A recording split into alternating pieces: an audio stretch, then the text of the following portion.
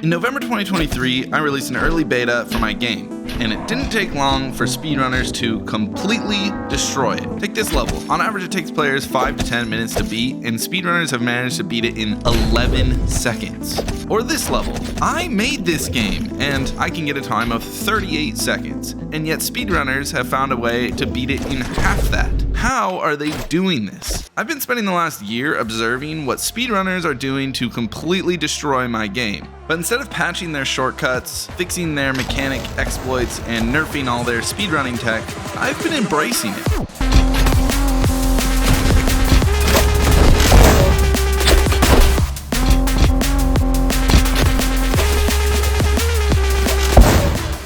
This video is about how I'm embracing speedrunning in my game, Bloodthief, and the journey I've gone on in the last 6 months to make it the best speedrunning game I can possibly make.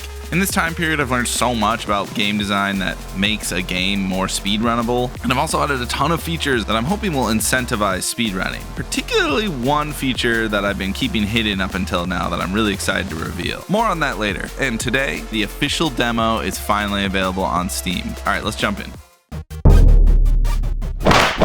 One defining factor of so many great speedrunning games is that there are always these crazy mechanical bugs that speedrunners are able to exploit to their own advantage. And in Bloodthief, there are a ton of these. Like, for example, there's no cooldown on the crossbow fire, so speedrunners have found out that you can map the shoot button to scroll wheel and shoot like 10 explosive arrows all in like a millisecond and blow yourself across the map. They've also discovered that you can parry your own arrows, which allows you to basically fly utilizing the recoil from the parry. Neither of these I fixed because, come on, it's awesome.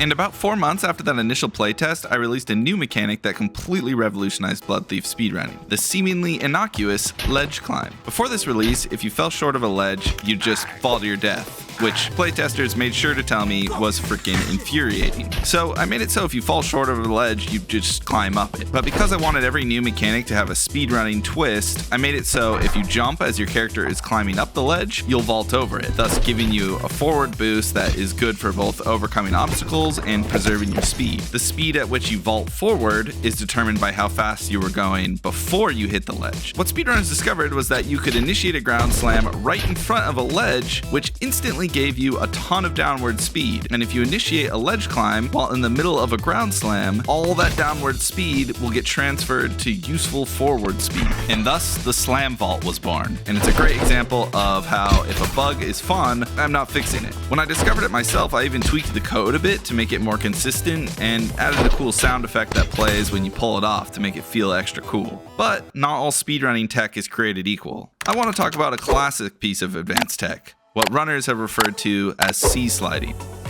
In short, C-sliding exploits Bloodthief's movement model, which is loosely based on Quake's movement, to allow the player to gain insane amounts of speed by crouching, strafing, and turning at the same time. When performed well, look at these insane speeds you can get. And at first I left this mechanic in because look at this, it's awesome. But what I quickly started to realize was that C-slide quickly became a one-size-fits-all mechanic to basically be competitive with any run. And all you had to do was basically master C-sliding and you were going to have a top time for sure. The issue with C-sliding was that it wasn't situational. What I think is, what makes for a fun speedrunning game, and any game for that matter, is having to use a variety of moves and strategies to get through and win. Take this run, for example, which is one of my all-time favorite Bloodthief speedruns. The runner, Ulvior, uses air dash to gain speed, then slide to preserve it, an angled wall jump to gain even more speed, a b-hop to preserve that speed, they grab the key, and then Ulvior uses a slam vault to launch across the map, back into another ground slam to gain height to get the bow, and a rocket jump to boost himself across the map.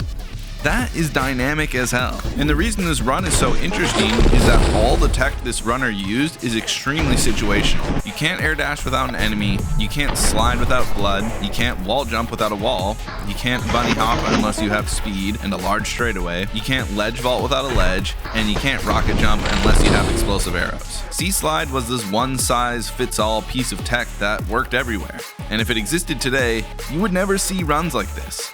So I had to nerf it. But it wasn't just a straight up nerf. I took the mechanic and I made it situational. I made it so if you crouch while you're on a slope, you gain insane amounts of speed. I also made it so you jump higher if you jump while moving upward on a slope, kind of like in Quake. Both pieces of situational tech I definitely think will come up later in the game. I feel like having balanced mechanics lessens the level design load on me, because now instead of having to think about every little level interaction I'm going to make for the player, I can kind of just create a playground and let the player make their own fun. I like to think of my levels like a skate park in that regard, which, yes, brings me to the next part of this video.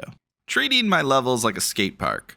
Nakey Jakey has a great video on speedrunning, and in it he makes a really interesting comparison between speedrunning and skateboarding. Now, the only skateboard I've ever touched is my ripstick back in my glory days. Hold your horses, ladies, I'm taken.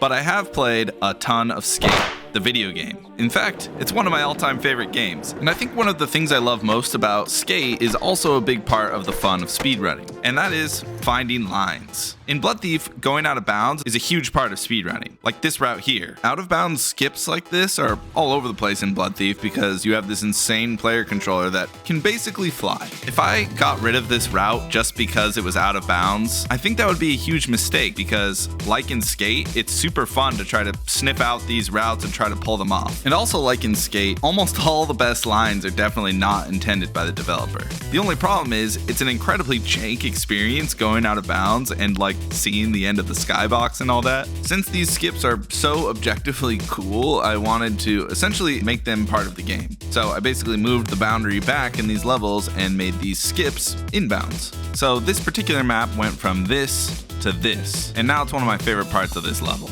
Now, not all skips are created equal. For example, there was this shortcut in the beta that someone found, and I actually ended up completely blocking this one by putting spikes around this pole here. The general philosophy I'm using with skips is that they have to require skill or creativity to find and pull off, preferably more so than the intended route. In this case, the skip, in my opinion, was actually a lot more boring than a lot of the actual inbound routes that you could take, and that was lame, so I patched it. I think one of the things I've had to learn about game design is that players will never play the game how I think that they're gonna play it, and if you try to force the player to play it in the way you intend, you're just missing out and you're doing your game a disservice. At first I was worried speedrunners would be mad at their runs being destroyed when I did this part, but what I found with this approach is that speedrunners actually don't mind when a cheesy skip is patched out. In fact, they're happy. At the end of the day, speedrunners just want a fun challenge, just like any other gamer. And if you fix something that trivializes their experience, they'll be happy.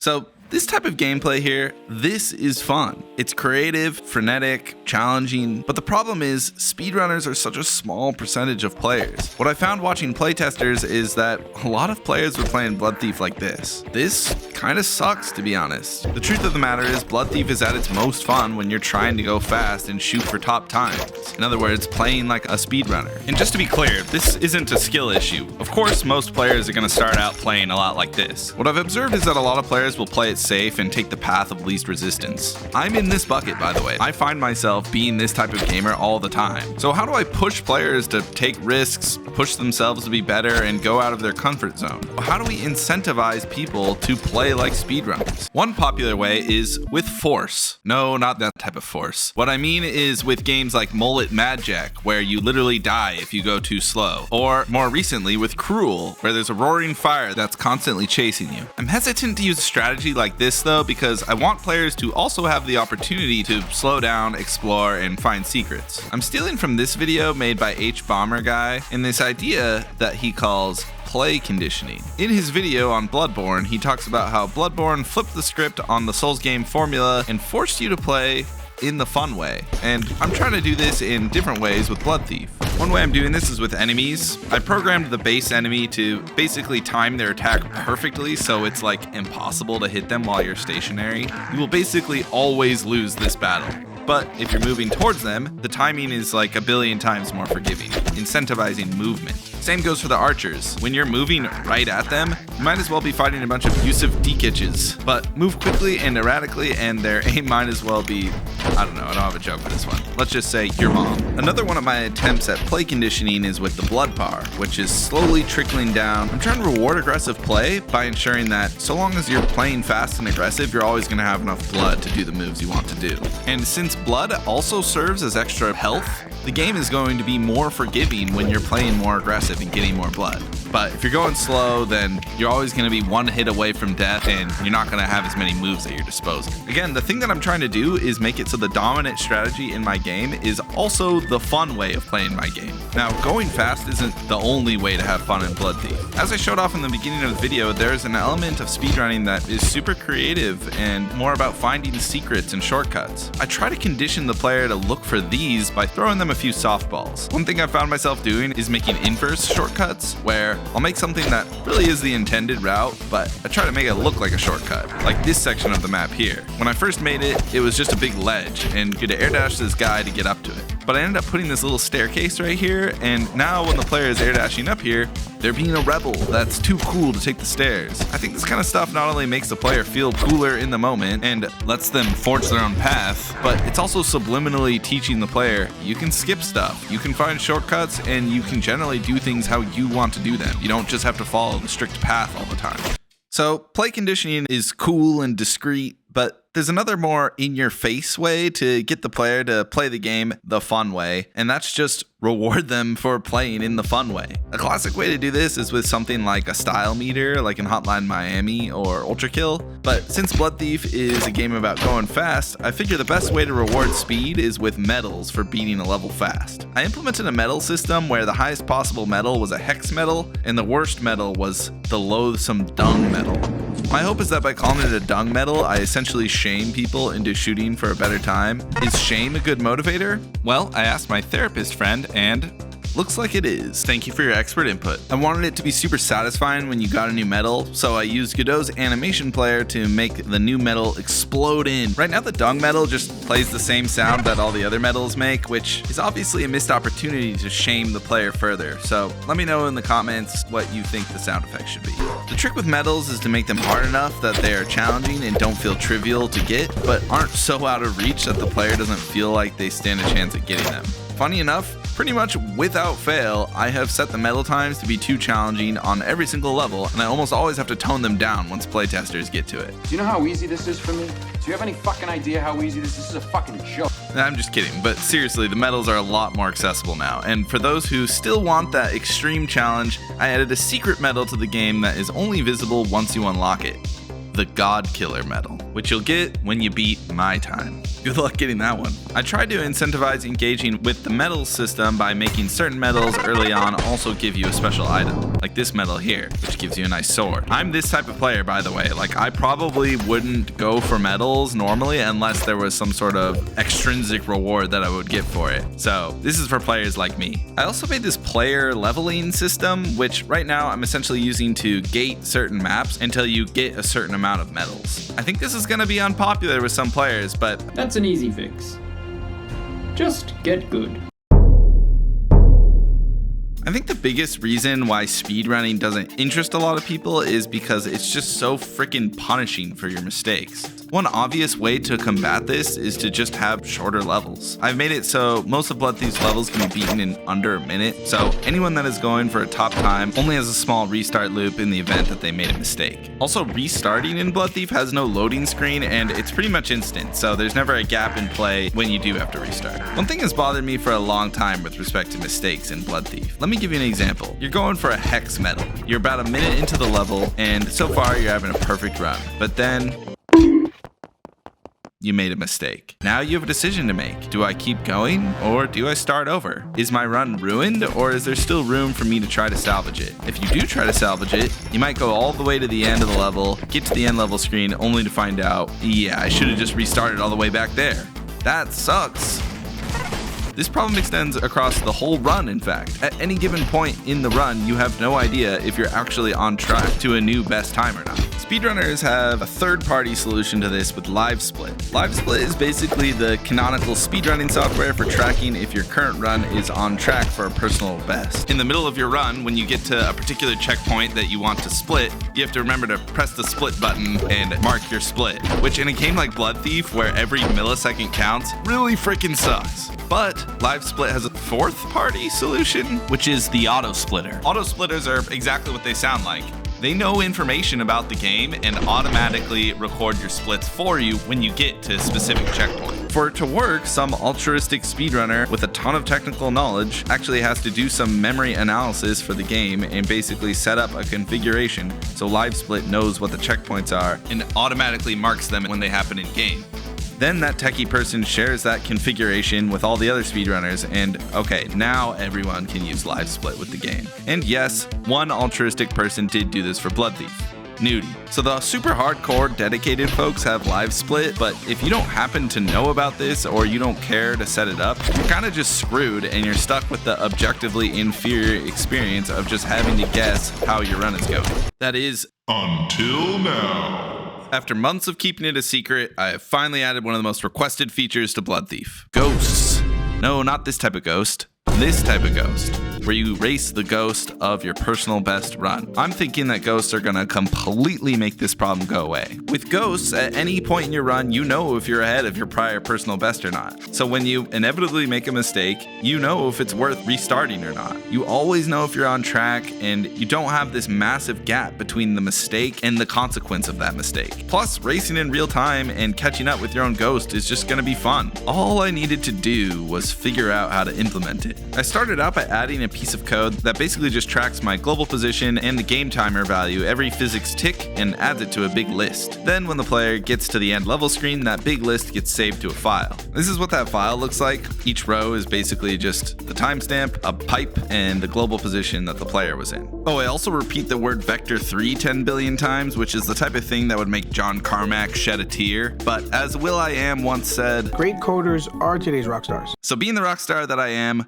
we're leaving it. I then added this ball to my level and had it read from that file, and whoa, look at this thing go, that's me. Yippee, yep. Small soapbox, it's crazy how this giant blob of seemingly meaningless data can generate something so alive. This is just what I love about game dev right here. All right, so this was looking pretty good. I don't know if you'll be able to tell on YouTube, but the sphere's movement was looking pretty jittery. This was due to the fact that the sphere's position was being updated every physics tick, but if the frame rate is higher than the physics tick rate, you're just going to see some visible choppiness in the animations. This is a common problem with a lot of games, including Bloodthief, and it's fixed by setting the visual part of your moving object as top level, so the visual stuff has to be moved manually. And then in your process function, every frame you interpolate from your visual's current position to the object's current position. Here's a demo of all that happening in action. The jittery red ball is the actual object position, and the blue ball is the slightly lagging but smooth interpolated position. Alright, so now we have this extremely smooth ball moving across the map, but this obviously doesn't fit with the theme of the game. We need an actual model for the ghost. At first I considered an actual human model, something that looked like the physical ghost of the player, but that would require a run animation, a jump animation, and attack animations for it to look good, which would also require storing data about the player's inputs in the ghost file, and I just didn't want to go down that route. So I then considered a World of Warcraft style wisp and thought that might look good, but when I tried that in the game, it didn't look good. But then I thought, Bloodthief, you're a vampire. The ghost can be a bat. I already had this bat model I was using for something else. I threw it in there and okay, this looks a little broken, but we're getting somewhere. The problem was that I'm not storing any of the player's rotation data in the ghost data, but I was actually able to fake this by just looking in the direction we're about to move to. We'll just make it flap its wings and boom, this is looking pretty done. Well, not quite. For one, bats are black, so they're hard to see. I made this a little bit better with this little glowy material that I put around it and this purple particle trail that flies behind it. But there was still another issue, which was that if you weren't like right next to the ghost, you would easily lose track of it. You need to be able to see the ghost through walls, which this is gonna have to be some super complex shader rendering trick that I'm gonna have to figure out. This is gonna take hours and hours and oh wait. Oh, well, that was easy. Nice. Nice. Dude, this is actually freaking awesome. I spent like an hour at this point just racing my own ghost. Probably the most fun I've had playing my own game like ever. Mission accomplished. Unless, what is this feeling? No, I must suppress the urge. Why am I itchy? I can't see. No, scope creep. Please don't get me again. So I had this cool ghost feature, but I just couldn't shake the feeling that it still felt incomplete. I couldn't get this idea out of my head. You beat the level, and you see that Hot Pie, your rival, got a time 3 seconds better than yours. And with a click of a button, you could race his ghost, and then you beat him, and he is stared in the face with your slightly better time, and he can race your ghost? And the cycle continues on, and the quest towards mastery is accelerated by the rush of friendly rivalry. But how was this even going to work? I was going to need some sort of server to upload these giant ghost files to and figure out a system for downloading these ghosts onto the client. There'd have to be security, authentication, not to mention the fact that all this is certainly going to be costly. All right, maybe I can't have this feature after. Wait a minute. Attaching user-generated content. This content could be a replay of a user achieving a score or ghost to race against. Excuse me? Lord Gaben, you did it again. We're back in business, baby. So I then proceeded to spend the next few days reading up on Steam's extremely esoteric and not very beginner-friendly API documentation, and by God, this really isn't that bad. In fact, with the Godot Steam plugin, after only a day of work, I already had the upload and download process working. It's crazy to think that Bloodthief is kind of a multiplayer game now. Like, before you would see the top time on the leaderboard and go, God can strike me down if I'm lying? That motherfucker's cheating! But now with the click of a button, you can race that top time and see that, oh, they're just that much better than me. But with time, you can learn all their secrets, which I thought about that for a bit and realized, I don't love that. This feels like a superpower for discovering all the secrets and shortcuts in the game, and I feel like this shouldn't be something that is just handed to you for free. I feel like you should have to at least have a basic understanding of a level before you can just dive right into studying the best time in the world. So I came up with this system for finding eyeballs in secret areas in the world, and you have to insert an eyeball into the sockets of this shrine that can be found in the beginning of every level. Insert one eye and you can race your own ghost. Insert a second eye and you can race the ghosts of others. I like this because not only does it further reward exploration for giving the player these eyeballs they can find all over the place, but it also makes it so there's a cost associated with seeing ghosts. This is a really powerful tool I'm giving the player, so making it cost something you worked hard for just makes sense to me. This also ensures that the player is going to have to do secret hunting on their own without the help of ghosts most of the time. Of course, like any feature in Bloodthief, I did my best to make the whole experience as dramatic, over the top, and vibey as possible. Here's what happens when you insert an eye into the shrine of Ogama. Nice. Okay, finally, this feature is done, and I have vanquished this demon on my shoulder. But there's one more demon still haunting my dreams every single night. Cheaters. Cheaters are the bane of speedrunning, the bane of myself, and the bane of fun in general. For Bloodthief, they've been a problem from the very beginning. Here's a funny story. One time I was on vacation with my wife, and the whole vacation I was getting pinged about cheaters spamming the leaderboard for the game. And every time I checked my phone, I had to open up Steamworks and delete a bunch of leaderboard entries. Wait a minute.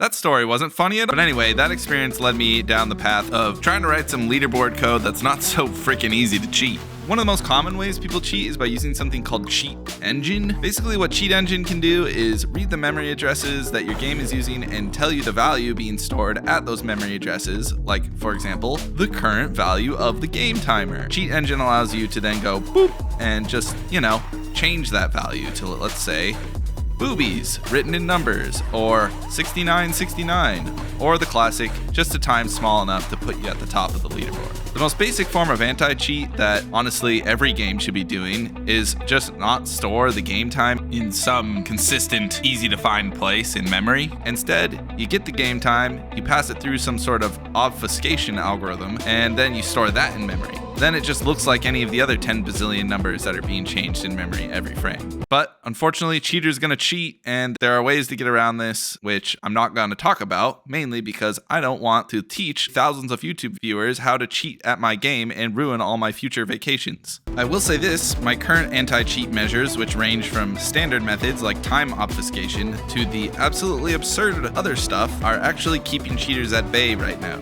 And I also have one ace in the hole that I'm hoping keeps cheaters at bay for good, and that's ghosts. At the end of the day, every valid leaderboard entry is going to need to have a ghost attached to it, and if a time is fishy, your ghost is going to show the world what you actually did. This way, users can report cheater times, and I can just go through and delete them and ban that user. Okay, so in conclusion, speedrunning rules, and Bloodthief is shaping up to be a pretty damn good speedrunning game. Not just for speedrunners, but for casual players too. Nothing makes me happier than when I see someone post a run on Discord, I creep their YouTube channel a little bit, and I see that Bloodthief Bloodthief is the first game they ever posted runs for. Ah, yes. I see I've converted you to my religion. All right, that's all I have for this video today. And if you're watching this video, the demo for Bloodthief is officially released today. So go play it and let me know what you think in the Discord. All right, have a great day. Thanks.